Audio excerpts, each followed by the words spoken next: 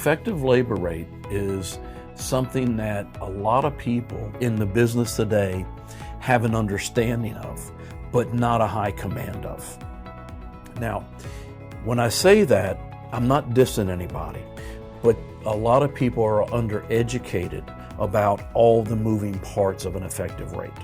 So what we do is we work with your management staff and your leadership staff on how to manage that effective rate.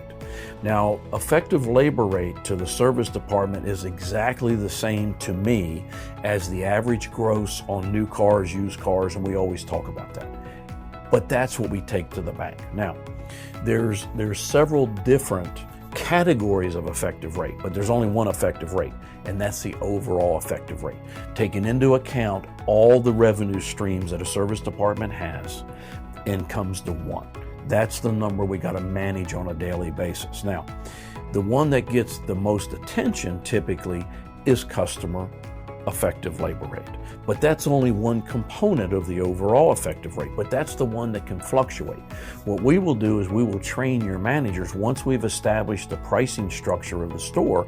Now we'll train the manager on what does it mean when the effective rate one day was $5 more than it was the previous day. Well, the indicators are you may have had more repair business in your store that day because the repair business is usually priced a little bit more because a skilled technician diagnosing an item, we can effectively charge a little bit more for that type of operation versus an oil and filter change. But now the opposite is true. If the effective rate drops, we may have done a lot of oil changes for the day. But we can look at that effective rate and get an indicator into what the performance of the store was and what were the areas that we were focused on or what we actually were able to accomplish on that day by effective rate. But we sit down with the managers and we do a deep dive into their store, their numbers, and how it measures up to the effective rate.